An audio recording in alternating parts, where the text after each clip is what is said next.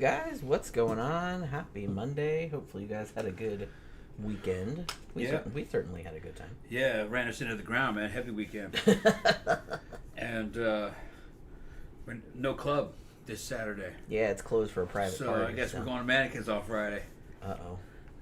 Might be. Unless there's something else going on Friday. We'll see. Unless you're just going to pull us out. Say, we'll just stay in.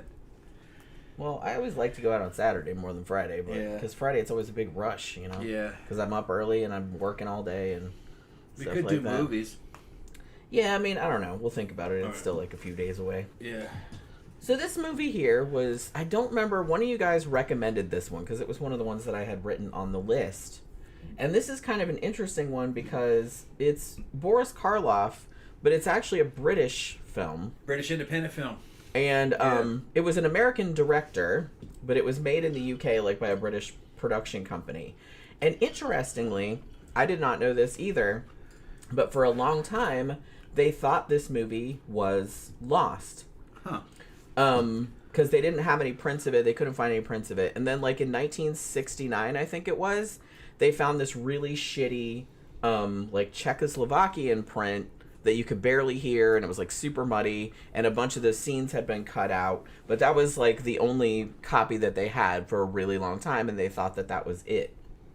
So they actually did release that one, I think on VHS and stuff like that in the 80s, but then in the late 80s, I think it was, they found a pristine copy of it at Shepperton Studios, at which point, like in 2003, they restored it and put it back out on DVD. So it's a new old movie.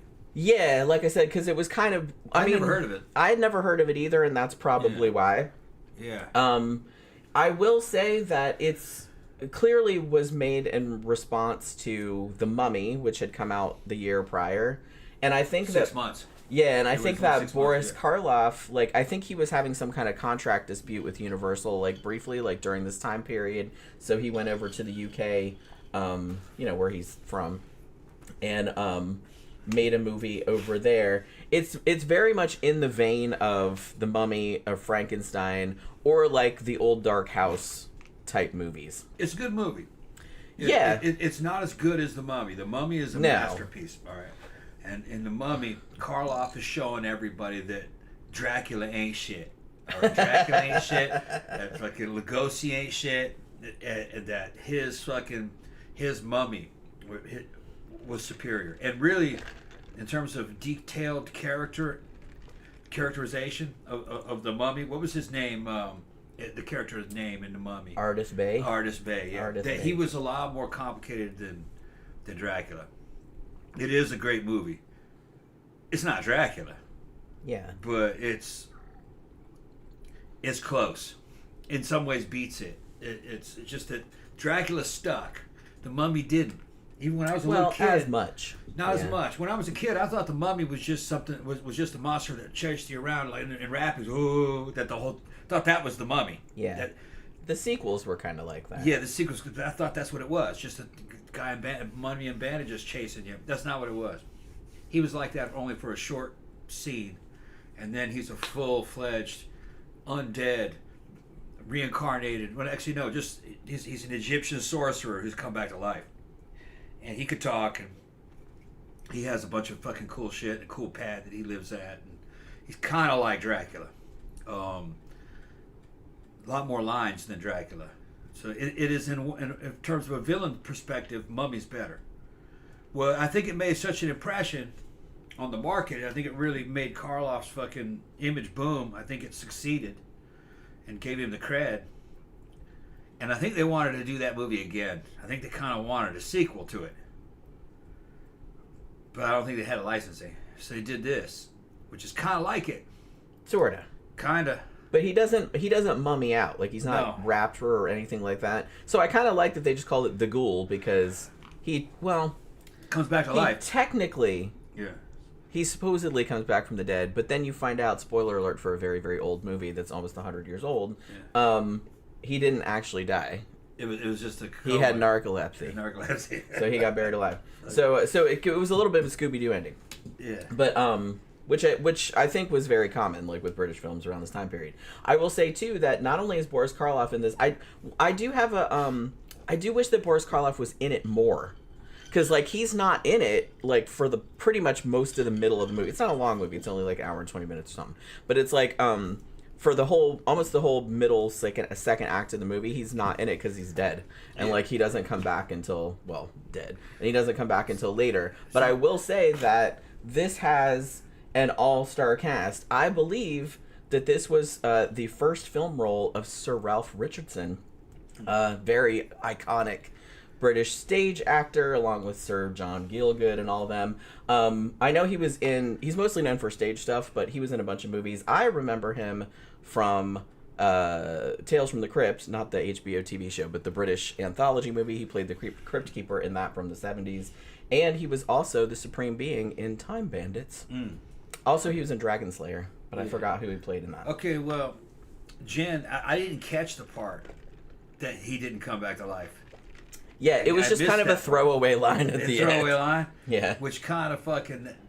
It answers some of the questions I had when I was watching the movie. Yeah. You know, like... I have a few questions, too. He came back to life. What were his abilities, and then why did he die afterwards? And that explains it. He didn't really come back to life. There was no supernatural anything. Like I said, spoiler alert. It's probably why the movie was not remembered. They should have had a supernatural. Well, like I said, it was lost for a long time. The thing about it is that it did get I believe it did get a theatrical release in the U.S., but it didn't do very well. It did do pretty well in the U.K. though. And like I said, there's a lot of Ernest Thesiger is in this too, who most of you will remember if you're into classic Universal movies as he was in Bride of Frankenstein. And he's chewing some scenery here, but in a fun way. Yeah. In a fun way. So the story of this. Boris Karloff is an Egyptologist with some out of control eyebrows. Dude needs some manscaping big time. Well, you only see him when he's on his deathbed. That's when you see him. You don't. Yeah, I guess I'll give him a break because he was getting sick. I don't know what he was dying of. I don't think they said. Yeah, the setup's kind of the opposite of the mummy in a way. Instead of an Egyptian sorcerer that's come back to life, you got an Egyptologist that doesn't want to die and wants to come back to life. Similar. Yeah. And they have a similar pad too, the Egypt-style house that he had built. He wants eternal life. He wants eternal life. Yeah. So he's dying, and it turns out through all of these various conversations with a bunch of different people, is that not too long before he died, he spent 75,000 pounds in 1931 money on a jewel called the Eternal Light. And in theory, you're supposed to die with it in your hand, right? And then after you die, you give it to Anubis. There's like a Anubis statue, like in this tomb that he made. And Anubis will give you everlasting life, like you'll be immortal. So he has this whole scheme that he's going to do that. So he asks his servant, Lang, who's played by the dude from Bride of Frankenstein, Dr. Pretorius. I thought it was that. I thought it is that guy. Well, he was in a bunch of different things, but that's where I recognize the most from. Like, that's probably his most iconic role. And so he trusts him to do that. He's like, just, put it in my hand and bandage it up, because he knows that there's a bunch of people looking for it. And then, and don't take it. Don't let anybody take it, because I'm going to come back from the dead and fuck with you. Yeah. So so that's kind of the setup. So not too long into the movie, Boris Karloff, whose name he's Professor Morlant, something like that. And so not too long into the movie, he dies, as everyone expected, and his servant does actually put the Eternal Light in his hand and bandages it all up. He doesn't bandage his whole body, just like his hand, which to me seems like it would make it even more suspicious. What's in there? Why didn't he just wrap the whole thing up and go whole hog with it? Because, as you will see, the dude has spent countless amount of money, I'm sure, making a whole ass Egyptian tomb on his property, and he gets put in a big ass sarcophagus and everything, and it was pretty sweet. It's got eternal flame in there. Yeah, it's pretty sweet. Yeah, kind of like it's like a recreation of some ancient Egyptian tomb. Yeah, it's pretty cool. His house was fucking spooky too, kind of like Castle Dracula. The movie had good sets, man. It's very atmospheric. Really good. Little bitty had a little bitty British car in it that even the girls were complaining about how little this car was. I saw the car. That's a little bitty car. Looked like a little Morgan. Looked like an MG Morgan, but it was older than that. Yeah, and the women complained about it. I was like, God, it's so small. And I was like, how the hell do you drive that in England, man, with all the rain and all the fucking cold and shit? Because it was a convertible. Yeah. And it looked like your head would stick up over the top of the thing when you closed the convertible thing. It might as well be a motorcycle. Yeah, I mean... They could make a cool looking car, though. The British were real good when it came to looks. They could make a car look real good. They were little, though. I guess the roads were little. I mean, it was bigger when the three of them got in it. I was like, okay, I guess it looked a little bit bigger than it looked. Tom's like, it looks like a toy car. Yeah. How are they all going to get in there? Yeah. They did, though. They got in there. They got in Two there. in the front, one in the back. And they weren't sitting on each other. And she was sideways going, this is an abominable car. Yeah, she said, I think she said it was abominable. Abominable, yeah. Something like that. And he's like, shut the fuck up. And I was like, how'd that big dude get in that car? It was the size of like a fucking, an MG midget, you know, that Morgan. Yeah, it was pretty small. Yeah, or Morgan, I think what it was. The car, like the one from that spy movie that they used to have. They get in that car. Yeah. You know what I'm talking about? I think so, but I can't think of it. Yeah. Dude with the hat and the hot chick. The dude with the hat and the hot Yeah, chick. dude with the hat and the hot chick. Okay. We have British people that I'm talking about. British From the people 60s. Oh, yeah. I know what you're talking about. Yeah, they had one of those. Yeah. I know what you're talking about. Yeah. But yeah, so, okay. So that's kind of the setup, which seems simple enough. So you're just like, okay, he's got this jewel. He needs it to get immortality, or so he thinks.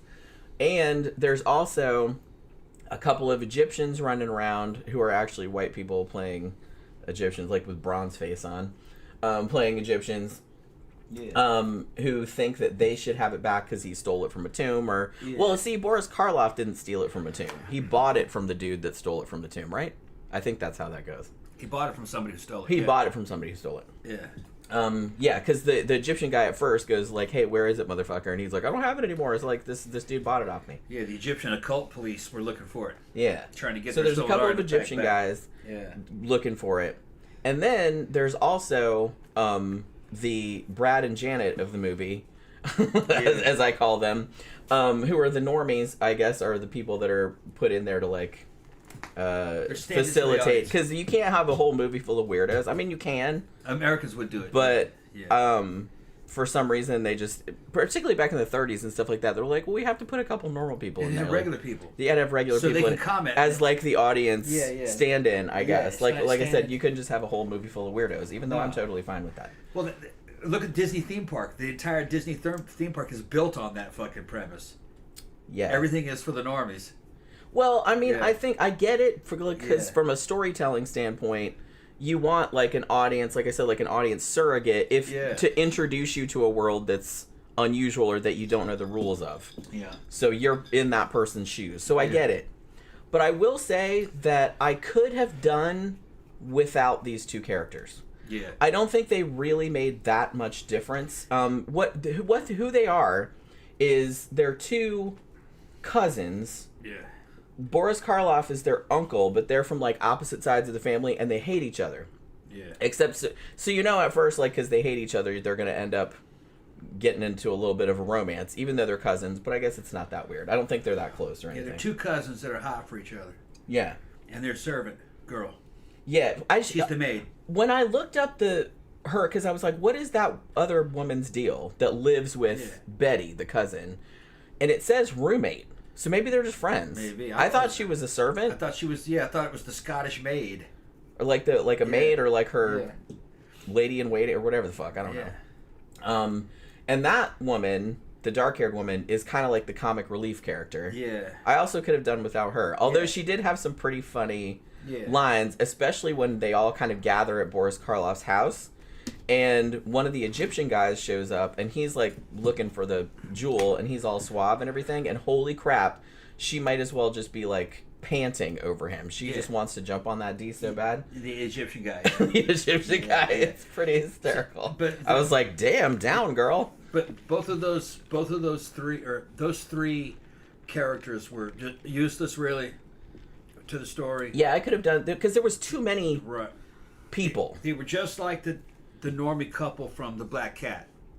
I was kind of thinking that. Didn't need them. Yeah, you didn't need that. They just put that in there for an audience surrogate. And I guess at the time, and when you're talking about the Black Cat, they had to have some normies in there, I guess, to lighten the mood. But because heaven forbid you have a movie of nothing but villains. Yeah. Which, have a movie with nothing but fucking villains in it. That's what makes it good. It's a lot better. Yeah, if you haven't seen the Black Cat, see that one. The Boris Karloff, Bela Lugosi. It's from around this time. But yeah, so like I said, because there were so many, you had the thing where the servant who had been tasked with, and this is Boris Karloff's servant Lang, the Dr. Pretorius, as I kept calling him through the whole movie. He was the one that was tasked with putting the jewel in the dude's hand and making sure nobody stole it. But then he ends up stealing it himself. Now, here was a point of contention, and me and Tom were having a discussion about this, like the whole movie. I was like, okay, so did he steal it? Because he steals it, right? But then he immediately writes a letter to Betty, one of the cousins, who's one of the heirs, and saying something about, oh, come to the house because of your inheritance or something like that. And I'm presuming that he was going to give her the jewel. So I guess he wasn't stealing it for himself, because we were trying to figure out, well, why did he steal it? Because he didn't seem to be wanting to cash it in or nothing like that. And was he just protecting it from the Egyptian dudes that he knew were going to steal it? Because he thought that the cousins should have their inheritance, because that was almost all of the dude's money that he spent on that thing before he died. I thought he was a loyal servant, and that he was just he pretended. Yeah, he stole it. Yeah, I was unclear on that. The other ones to get it, and then he was going to put it back in the hand at the right time, so he'd come back to life. Because he definitely was trying to give it to Betty. Yeah, I guess he was trying to return their inheritance to him, I guess. I think that's what it was, because he wrote the letter and then he tried to give it to her, but then the other Egyptian guy mugged her and took her purse that had the letter and tore the letter up so she wouldn't know about it. But then she found out about it anyway, because she got a letter from the solicitor, the lawyer from the estate, and they're come to the house. They didn't say anything about the jewel though. Yeah. Because you were led to assume, I think the way they were talking in the movie, he spent £75,000 on this jewel. And so basically the lawyer was saying, well, he doesn't have that much left. But I mean, they were going to inherit the house and shit. So I mean, that's something. Yeah, and it's a damn stone. And it was a massive mansion and everything. Yeah, something out of Castle Dracula. Obviously that would be worth some shit. Yeah. So, had a bunch of Egyptian stuff in it. So yeah, so I was kind of confused by that a little bit. And also it wasn't super clear that Lang had stolen it. You know what I mean? I don't know. I didn't get that he'd stolen it until a little bit later when they showed him stick it in his secret shoe, he was Maxwell Smart or something. You know what I mean? So I was like, oh, he took it. And so then for a long time nobody knew where it was. So then basically they all gather, and then so you have the cousins and the comic relief roommate girl lady, and the Egyptians, and their driver, he has a chauffeur and he's involved. And then you have Sir Ralph Richardson's character, because he was young in this, playing a parson who shows up at the house, complaining about how pagan it all is, that Boris Karloff got buried in this big Egyptian tomb, on the property. That he just, shows up, freelance parsoning, hey, anybody need any prayers for the dead or anything? They're like, yeah, no thanks. You know what I mean? He tried to talk his way in there. Yeah, we got it covered. But then you find out, because I thought that was really weird, but then you find out later that he's actually not a parson. He was a con man and was trying to get his hands on the jewel too. Yeah. So there's all of these people trying to get this thing, because it's worth a lot of money, obviously. Although the cousins don't know about it until later on. So it's really kind of the servant and the Egyptian guys and the parson, I'm presuming. I don't know how the parson found out about it. He's not really a parson, but he's pretending to be one. So I don't know how he found out about it. Maybe through the criminal grapevine or something. But so what I'm saying is that there's a lot of characters. You know what I mean? I guess that's pretty standard for your kind of old dark house type of movies. It's an ensemble cast and there's some mystery, or they're all trying to get the same thing, or they're all trying to backstab each other. Yeah. So there's definitely an element of old dark house type genre. Yeah, now that I know there is the supernatural element, this is more like a detective mystery. Yeah. Kinda. Yeah. They make you think that there's a supernatural element because I thought there was until she said that the throwaway line was there's because what happens at the end, because it seems that Boris Karloff does get up, because after Lang steals the jewel, and Boris Karloff had told him before he died, hey, like, don't let anybody steal it or I'm going to come back and haunt you, or I'm going to come back from the dead, which is what he wanted to do anyway, but he said, I'm going to come back from the dead and fuck you up, like whoever takes it. And so he didn't really think that was going to happen, so he took it, but it does. So he's like kind of going back to the tomb, and he sees the tomb open because it was locked from the inside, and Boris Karloff like comes out looking like a zombie, looking like hell. He looks pretty bad. Yeah, I mean, he looked pretty bad before he died too, with his eyebrows and stuff. But he looks even worse when he's not like, he doesn't like a mummy or anything. He just has regular clothes on. But he comes out, and Dr. Pretorius just like shits his britches because he's just like, oh shit, like he really did come back from the dead. He didn't think that was gonna happen, and he's like, well, we're all in trouble. And so Boris Karloff basically goes around killing. Well, he kills a couple people. He kills with the Egyptian guy's driver. Yeah. Because he was like hiding out in the woods or something. Like, I kind of lost track because it's kind of dark. I guess he thought he was an avenging ghoul. Yeah. I guess he thought, the stone's gone. I'm back from the dead, and he was just killing people. Yeah, he's like, I'm going to find whoever took it, you know what I mean? Turns out that's not what it was, but I thought that's what it was. No, because then what ends up happening is that there's like a whole rigmarole. He gets in the house. He's like, the other people see him. He kills a couple. He doesn't kill that many people, but he fucks up a couple people. And then he ends up getting the stone, and he goes back into his tomb. And like I said, there's a big statue of Anubis, and you're supposed to put it in his hand, and then his hand's supposed to close on it, and he's supposed to judge like whether you can have immortal life or not, right? Yeah. So he puts the jewel there, and the hand does close, and I was like, whoa, it worked, you know what I mean? But then a minute later, it turns out that the guy that was pretending to be the parson, what was his name, Hartley? Yeah. Turned out that he had actually chipped the hand off of the statue, like, and stuck his hand out in it. Yeah. And he took it. Yeah. And then, because, like, Boris Karloff was doing a whole thing, and there was actually, for a British horror movie of the 30s, there is an actually pretty gruesome scene where he carves, like, I think it was an ankh. Like, it's kind of fucked up looking, but he carves, like, an ankh into his chest, like, with a knife and stuff. And I was like, well, that was pretty grisly for a British movie of this vintage. They wouldn't normally have shown something like that. But so like I said, he thinks it works. But then there's a whole thing, like the two cousins get locked in the tomb. The Hartley gets locked in the tomb. The whole shit catches on fire. I think Hartley gets killed. I think he had hadn't he rigged it to explode the door? What happened was that the one guy, I think it was wasn't the Egyptian guy, was it? Or was it the Egyptian guy, or was the con man? He had that early model FN 380 or 32 pistol, and he shot at somebody. Right.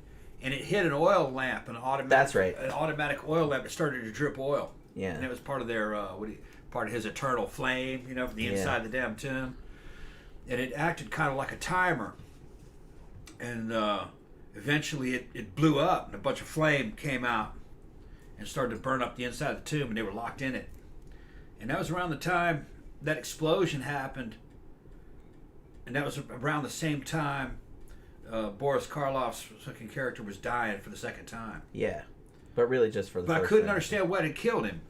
I guess the explosion killed him.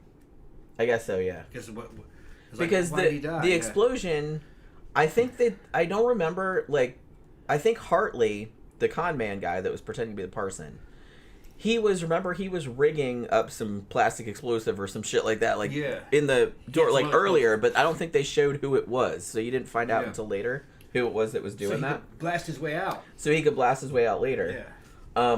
And it ended up killing him, and I guess it killed Boris Karloff's character too, because he ends up dying. Yeah. But then, when they come in and save the cousins and everything like that, they're just like, oh, he had narcolepsy, so he was buried alive, essentially, just like an Edgar Allan Poe story. So he didn't actually come back from the dead. He was sleeping. He was just sleeping. Well, and the thing they didn't really bury him. They just put him in a tomb. He was just in a sarcophagus, like above the ground, like he was locked in there. Yeah, but I don't remember how long it was because he said I'll come back at the next full moon, but I don't think they said like how long that was. So it probably wasn't that long. Yeah, sometimes the special effects for movies of this era, it's not real clear to a modern audience exactly what happened. An explosion happened and the Boris Karloff character got killed. But I think he got killed if I remember correctly, from the explosion of the tomb of the light. Maybe. He got killed during that one. Because I think it was kind of like behind him, the way the camera angle was, and went off at the same time. He goes, But to a modern audience, that little explosion that far away wouldn't have killed you. No. You know what I mean? But I think that's how they filmed it. And I guess the audience of those days understood it was a theatrical way of saying he got killed in the explosion. Yeah, from that lamp. But that's not possible. But now he's dead for real. Yeah. Now he's dead for real. But it looked like he died of natural causes to me. Well, that's another like thing. A heart attack, Maybe it was because he was dying before anyway. Right, maybe. And he was like, they thought he was dead because they're like, man, he's not going to make it. You know what I mean? So maybe he just kind of, his heart just gave out. It was because of the stress and all the chaos and everything. That was actually the downfall of this movie for me personally. The Ghoul character died kind of in an anticlimactic way. Yeah, it does end kind of abruptly. Yeah, and a little bit. They kind of wuss out on the ending. They rushed the ending.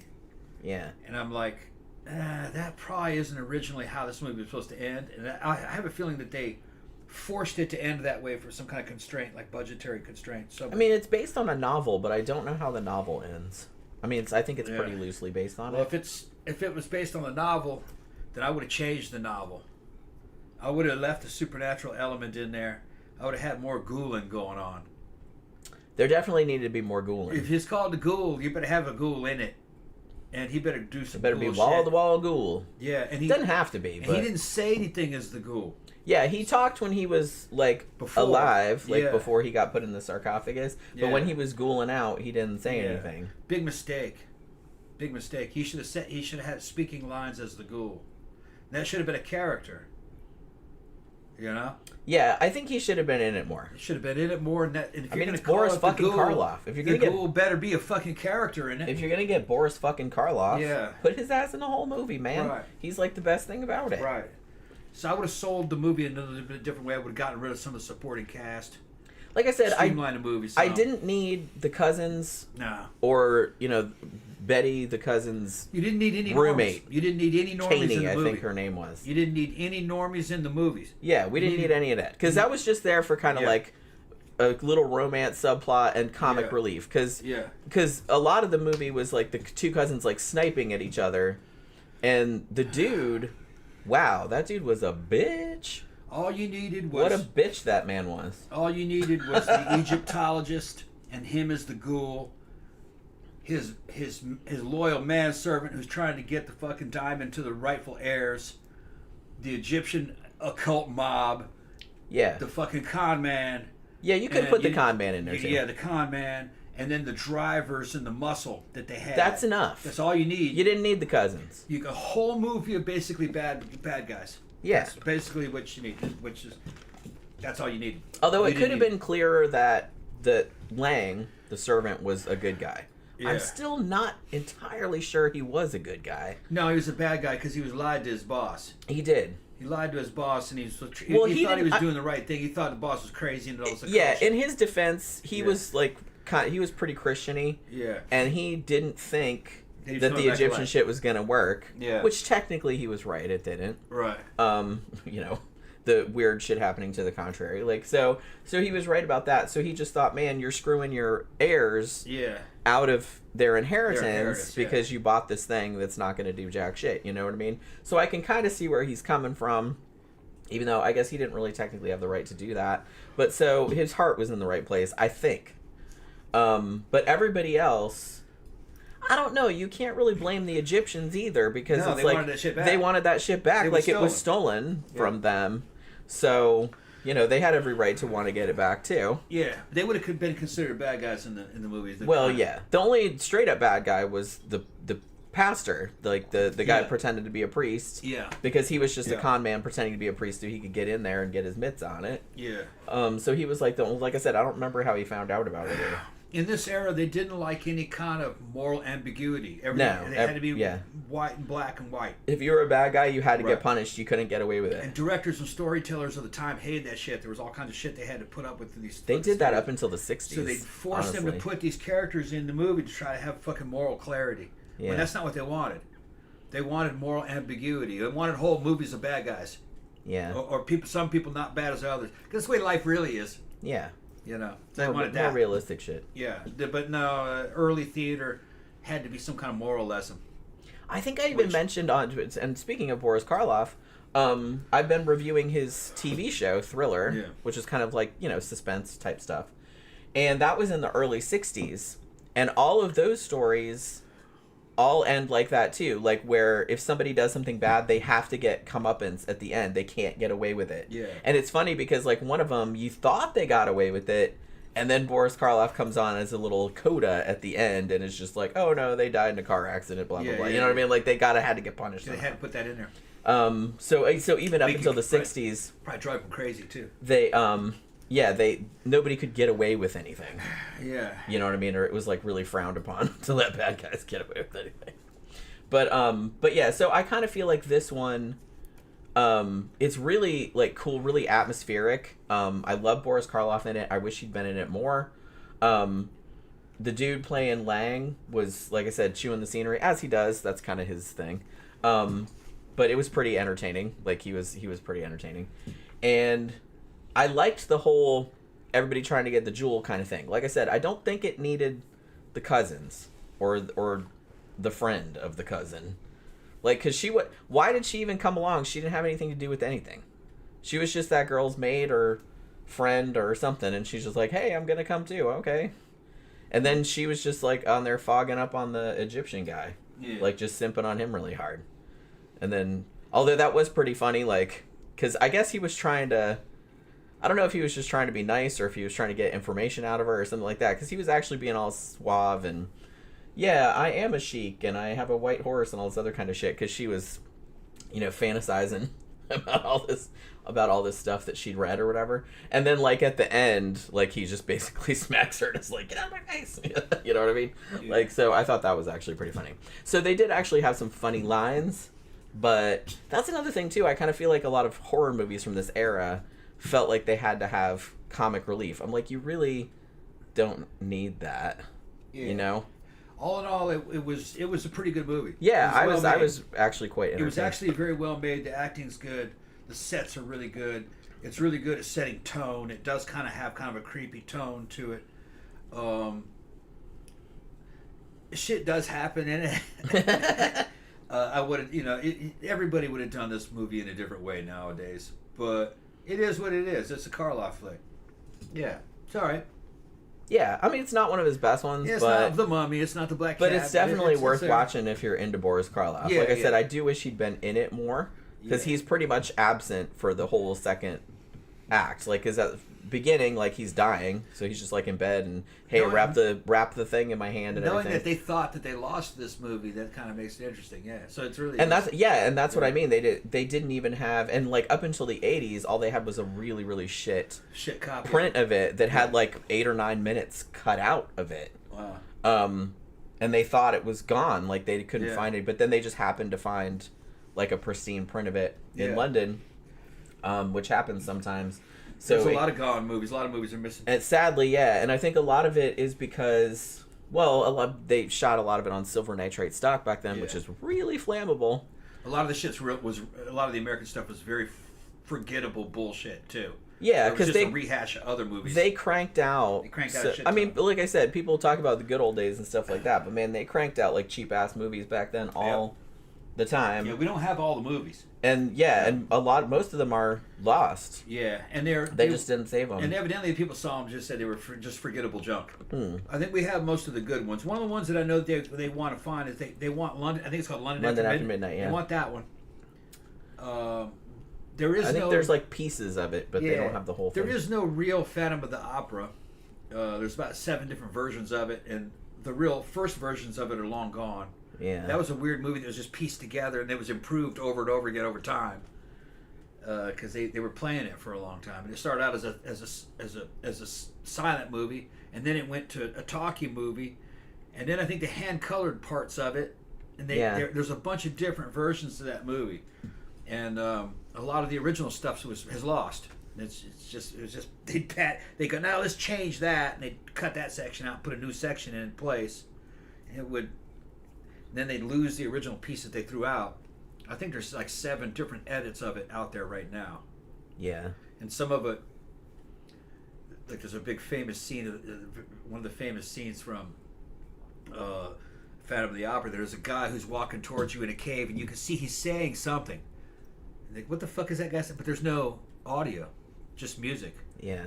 And it's because they think that was part of the silent movie got left in there. Yeah. And somebody live in theater said the words out right underneath the theater, because there was live music playing, and somebody was maybe doing voiceover. Yeah.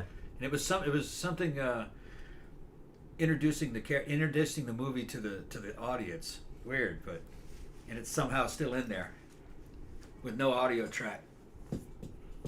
Cal Warlock says, it's like White Zombie. Somebody shoots a zombie and you see the entry wound as the bullet makes impact, plus the Bela Lugosi landing face first onto the rocks.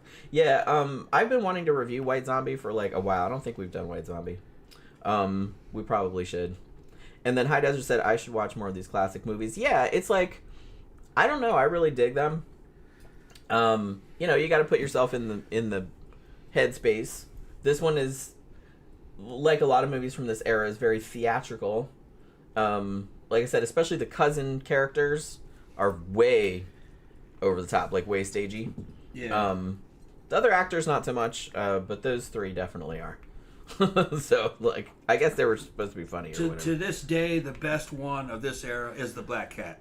Nothing can top it. Boris Karloff, Bela Lugosi. If you haven't seen it, see it. Yeah, that's 1934, I think. Yeah, so that came out a little bit after this one. I haven't seen any of the movies from the 30s top it. It's got everything. Fucking necrophilia, murder, torture. Yeah, it's fucked up. Fucking sex slavery, Satanism in the highest orders of society, mass human sacrifice. It's just that's the movie that made them come up with the Hays Code. Yeah, it was one of them. Yeah, that was one of the big ones. Boris Karloff and Bela Lugosi, and the storytelling is pretty good, and they still have 2 normie characters in there. Yeah. To act as observers. Like I said, I call the them audience. the Brad and Janet of the Rocky Horror Picture Show. Should have been that way. Had prison vengeance story happening in it. Yeah, it was pretty good. High Desert also says, I really enjoyed the new Frankenstein movie. Yeah, everybody is telling me to go see that. Yeah, we want to see that one in the new Predator movie. They say it's good. Yeah, we might go to the movies tomorrow night. Yeah. We've been thinking about it. And we'll probably see one of those too. Yeah. Counterlock also said, Jenny, do you remember the previously lost film Incubus with William Shatner, all spoken in Esperanto? Yeah, Esperanto. Yeah, there was, you can see it now. I remember the movie. I kind of remember scenes of it. I don't know if I've watched the whole thing straight through. We should probably review that one too, honestly. In Esperanto? Is Esperanto the only language it's available in? Well, yeah, that was kind of the gimmick. That was the gimmick? So how do you understand it? Well, I'm sure it has subtitles. They're like, nope, you're on your own. If y'all don't know it, when we were little kids, they were coming up with a fake international language called Esperanto that was a mixture of like English, Spanish, and other languages. It was a mixture of them all. So everyone would have an equal difficult time learning it.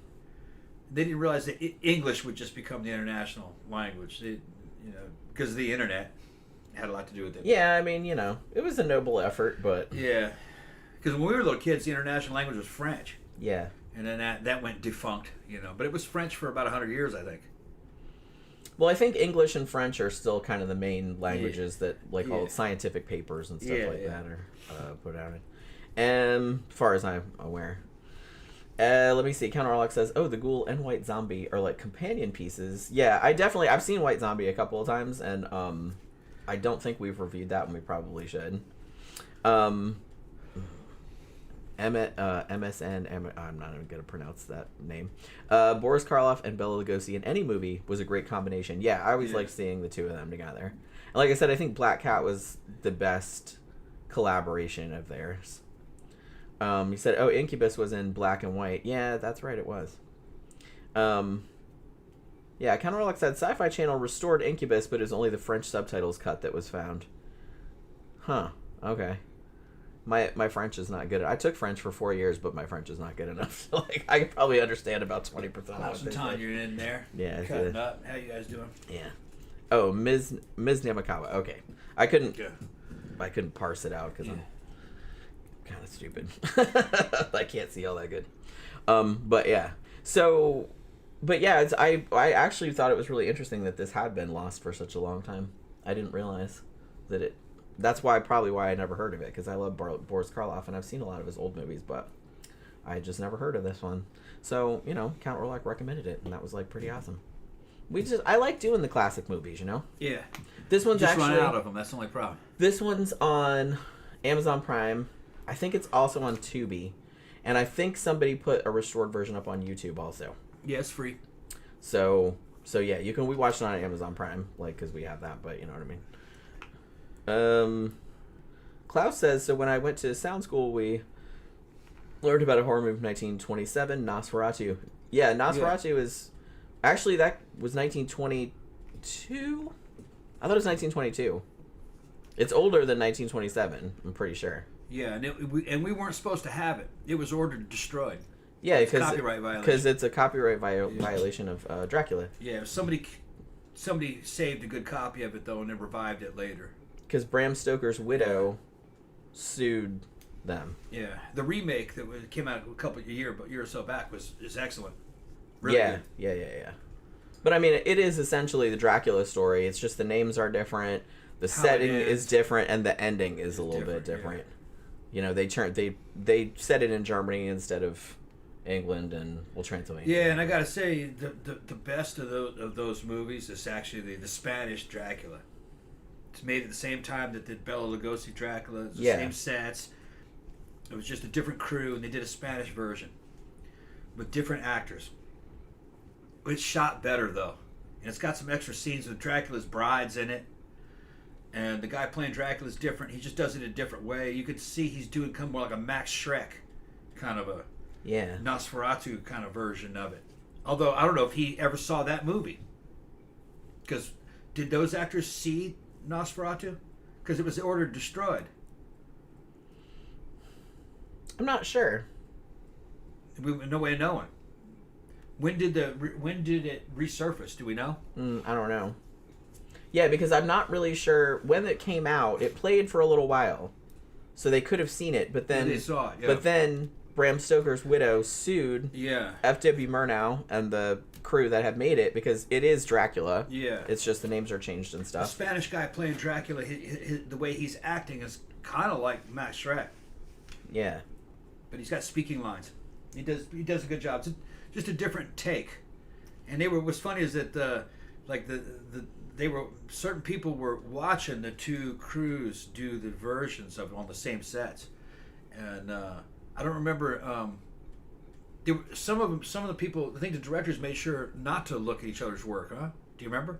Yeah, I think they said they didn't really. The director said that they refused to look at each other's work. They wanted an individual take. But you can see Spanish Dracula. It was on Tubi. I don't think it's on there anymore. We reviewed it. We reviewed it a while back. In some ways, other than Bela Lugosi, obviously, in some ways I think the Spanish Dracula is superior slightly. Just because it has more dynamic shots. The camera work is a lot more interesting. It's kind of a little bit longer, so there's like a little bit more depth to some of the scenes, and there's some stuff that wasn't in the Bela Lugosi version. Some of the shit that is in the novel. Some of the shit that Spanish Dracula does, like walking through force fields and is kind of pretty cool. Different special effects, the way they handled it. Remember that when he was going up the stairs? Yeah. Some of the stuff that he was going through. It wasn't walking through a force field. It was a big, huge spider web. It was a spider web. He walked through without disturbing it. Yeah. Yeah, it was a cool shot actually. Yeah. Ms. Namakawa also says, anyone remember the Klaus Kinski version of Nosferatu? Yeah. We got the poster I have a poster of it right there. Yeah. We actually reviewed it a long time ago. Klaus Kinski is always going to be fucking creepy as shit. Yeah, he was like the perfect choice to play that. Yeah, he's creepy fucker. He's really creepy. And LT says Klaus Kinski also played Renfield in an earlier film. Yeah, that's right. But yeah, that was 1979. I think that came out. The Klaus Kinski one. I'm pretty sure because it was a lot of vampire movies came out around then. Because I think the one with Frank Langella came out in 78 or 79, which actually I quite liked, even though they kind of fucked with the story, and that was kind of not really a horror movie. I don't know if I'd call it a horror movie or not. It's kind of another one from the early 80s that came out. We rewatched it recently, and we gave it a good review. Was Cat People, the second Cat People. Yeah, we just did that one a couple weeks ago, like from the 80s. And it's pretty true to the original. Yeah, they added a bunch of stuff. Yeah. They made it a lot smuttier. Yeah, that makes it better. But yeah. But they homaged like a lot of stuff from like the 1940s. Yeah, and then they moved it to New Orleans, which that was good. Yeah, I thought that was cool. Yeah. And Samantha said just watched The Old Mummy recently. Yeah, I really like. That's one of my favorite Boris Karloff movies. Yeah. I like. You know what? This might be a controversial statement, but I like the mummy makeup. Almost, a little bit more than the Frankenstein makeup. Even though I know that like Jack Pierce's Frankenstein makeup was like iconic and everybody talks about it, but it's like I feel like he did the mummy makeup too, and holy shit, that looks fucking great. I love like Boris Karloff's mummy makeup in that. And he's not in it much, like, but it looks fucking fantastic even still. And that movie's like almost 100 years old, so just saying. The movie's got a deeper story. Yeah, I mean, it's like Dracula, but like with an Egyptian flavor, like an ancient Egypt flavor to it. Yeah, Counter Orlok said, I like how Nosferatu 2024 has Willem Dafoe, who played Orlok in Shadow of the Vampire, and Nick Holt played Renfield with Nicolas Cage. Yeah, that's right. Yeah. He was in that, wasn't he? I watched it. I don't think Tom watched it. Yeah, Natasha Kinski and Cat People, yeah. Yeah. Yeah, she's great in it. She's nude in half of it. Yeah, she's. If you wanted to see her naked for a long time, that's the movie to watch because man, she barely has clothes on in that. Yeah, and that redhead from Superman. Yeah, and the redhead. She's in it. One he was in high school with, smoking hot. Yeah, and you can see her titties in that. You see everything, and she got nude to get in the swimming pool. Yeah, that's right. Yeah, swimming around in the swimming pool in a public pool naked. Yeah, it was women only. Yeah, that's YWCA, true. wasn't it? I guess so. Yeah, was that where it was? I think it was. Yeah, I suppose so. It's a woman's gym. Still, though, most people would still wear bathing suits, I would think. I don't know, man. These kinky-ass lesbo chicks. Yeah, okay. All right, so are you ready to wrap it up for this evening? All right, so we're going to wrap it up for this evening. Once again, thank you, Count Orlok, for recommending this movie because I love Boris Karloff, and I had never heard of it. And it was a really good time, like I said. It's on a bunch of streaming services now, and it actually looks really nice because it's been restored. So, if you're interested in Boris Karloff, like I said, it's not as good as Frankenstein or Bride of Frankenstein or The Mummy or anything like that, but it's still pretty goddamn good. So, check it out. Now, this Wednesday, we're doing another true crime show, which you guys know is my favorite. We're talking about David Bieber. No relation to Justin Bieber, I don't think. This is a dude... I'm sure Tom will have like a lot to say about this because the dude's like a bodybuilder, and he's also a lunatic and a cop killer. Okay. He's American, but he actually killed a cop in the UK. He shot a bunch of cops, but he just killed one of them. And, didn't like cops, huh? Well, they're not entirely sure what. I don't know. It was just like a weird situation. All right, sounds good. And he also allegedly like paid somebody to kill one of his girlfriends or something, but she didn't die though. Okay. But it's a whole thing. All right. Sounds good. And somebody recommended him too because I'd never heard of this motherfucker. Sounds but good. It's so we're going to talk about that. This was like in 2003 or something like that. So we're going to talk about that guy, and he's originally from Florida, so he's a Florida man. So we're going to hammer that angle too a little bit. So hopefully you guys can join us for that on Wednesday night. Have a good rest of your evening. Have a good day tomorrow. And we'll see you guys again on Wednesday night. Good night.